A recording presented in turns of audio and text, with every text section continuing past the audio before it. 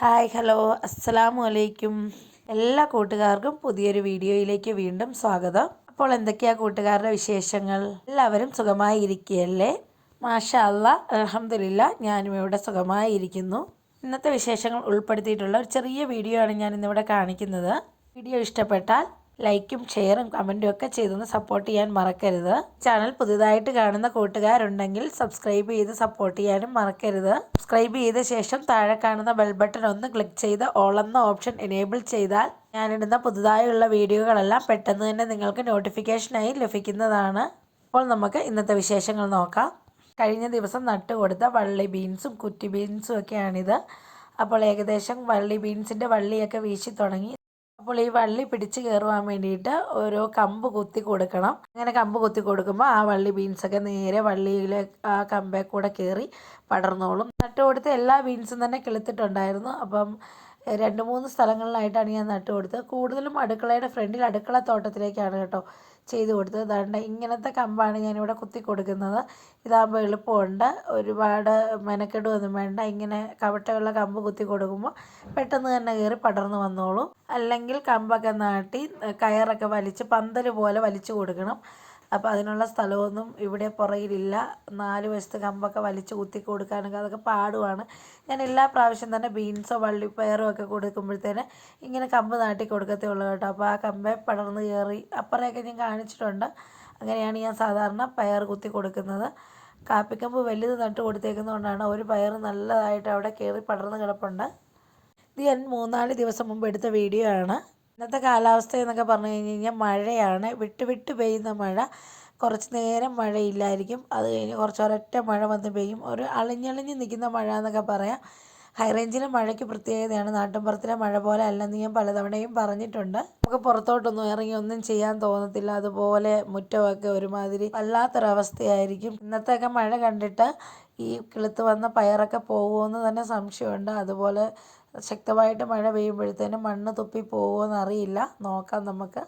കോവലിട്ടേക്കുന്നതിൻ്റെ അടിയിൽ കൊണ്ടുപോയി പയർ നട്ടിട്ടുണ്ടായിരുന്നു കേട്ടോ. അപ്പോൾ പന്തലായിട്ട് കമ്പ് കുത്തി കൊടുക്കാനായിട്ട് പാടായിരുന്നു. അങ്ങനെ ഞാൻ കോവലിൻ്റെ മണ്ടയിൽ കൂടെ തന്നെ ഒരു കമ്പ് നാട്ടി കൊടുത്തിരിക്കുന്നതാണ്. അല്ലെങ്കിൽ ഇത് പടരാതെ പോകും.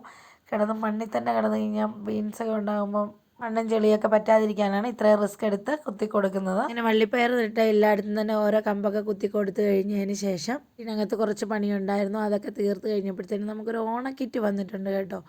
ഓണക്കിറ്റ് എന്ന് പറയുമ്പോൾ നമ്മുടെ ഈ ഭാഗങ്ങളിലെല്ലാം ഒരു ഓണച്ചിട്ടി പോലെ നടത്തുന്നതാണ്. അതായത് ആഴ്ചയിൽ 60 രൂപ വെച്ച് ഓണം കഴിയുന്ന ആഴ്ച മുതൽ അടുത്ത ഓണത്തിൻ്റെ തലയാഴ്ച വരെ അടയ്ക്കുന്ന പൈസയാണ് കേട്ടോ ഇത്.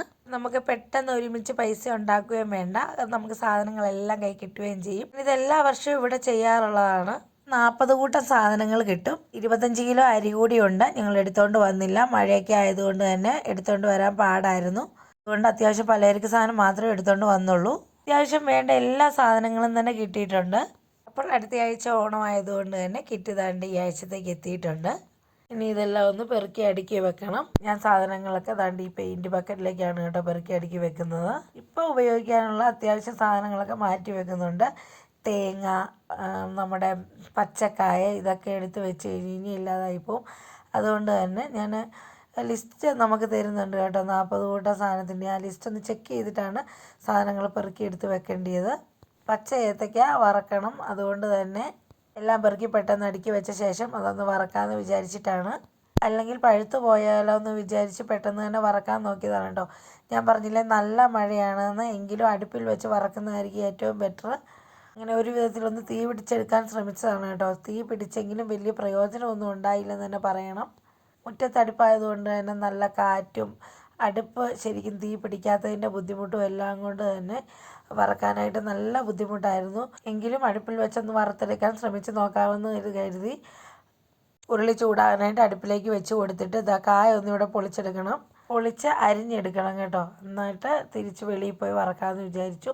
തൽക്കാലം ചട്ടി ഒന്ന് അടുപ്പിലേക്ക് വെച്ചിട്ട് വന്നതാണ്.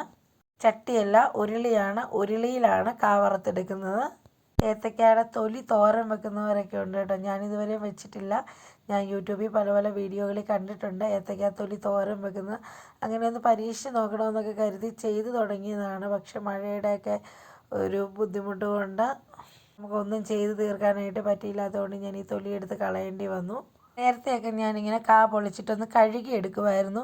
ഒരു പ്രാവശ്യം ഇങ്ങനെ കഴുകിയെടുത്ത് എണ്ണയെല്ലാം പൊട്ടിത്തെറിച്ചുകൊണ്ട് എനിക്ക് പേടിയാണ് കേട്ടോ. ഞാൻ കഴുകിയെടുക്കാനൊന്നും നിന്നില്ല. അതിനിടയ്ക്ക് വെളിയിൽ വന്നതാണ്ട് ചട്ടി ഒന്ന് ചൂടായി വന്നിട്ടുണ്ട്. അതിലേക്ക് പാം ഓയിലാണ് ഒഴിച്ചു കൊടുക്കുന്നത്. കുറച്ച് പാം ഓയിൽ ഒഴിച്ചു കൊടുക്കുന്നുള്ളൂ, ഒരുപാട് കായൊന്നുമില്ല. അതുകൊണ്ട് തന്നെ വറുത്തെടുക്കാൻ ആവശ്യമായ പാം ഓയിലൂടെ ഒഴിച്ചു കൊടുത്തിട്ടുണ്ട്. ഇനി പൊളിച്ചെടുത്ത കായൊക്കെ ഒന്ന് അരിഞ്ഞെടുക്കണം കേട്ടോ. അതിന് വേണ്ടി തന്നെ നമ്മുടെ കിറ്റിനകത്ത് കയ്യൊറ ഉണ്ടായിരുന്നു. 40 എണ്ണത്തിൽ ഒരെണ്ണം കയ്യൊറയാണ് കേട്ടോ. അപ്പം പുതിയ കയ്യൊറ കിട്ടി, അതൊക്കെ ഇട്ടൊന്ന് അരിഞ്ഞെടുക്കാമെന്ന് വിചാരിച്ചു.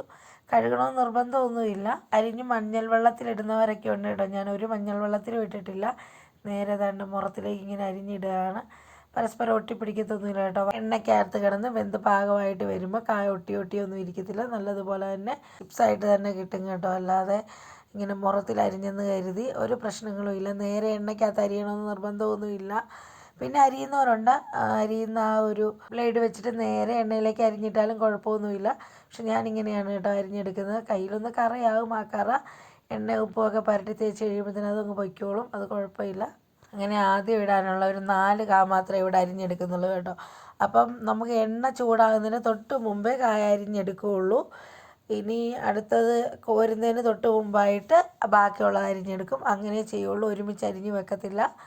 എണ്ണ ചൂടായി നിന്ന് ടെസ്റ്റ് ചെയ്ത് നോക്കിയതാണ് കേട്ടോ. അടുപ്പിന് യാതൊരു വിധത്തിലും ചൂട് വന്നിട്ടില്ല. അതുകൊണ്ട് തന്നെ എണ്ണ നന്നായിട്ട് ചൂടായി വന്നിട്ടില്ല. എന്നിട്ട് ഞാൻ അരിഞ്ഞു വെച്ചിരിക്കുന്ന കായ എണ്ണയിലേക്ക് ഇട്ട് കൊടുത്തിട്ടുണ്ട്. ഒരുപാട് നേരം ഞാൻ വെയിറ്റ് ചെയ്തു അടുപ്പൊന്ന് ചൂടാവാൻ വേണ്ടിയിട്ട്.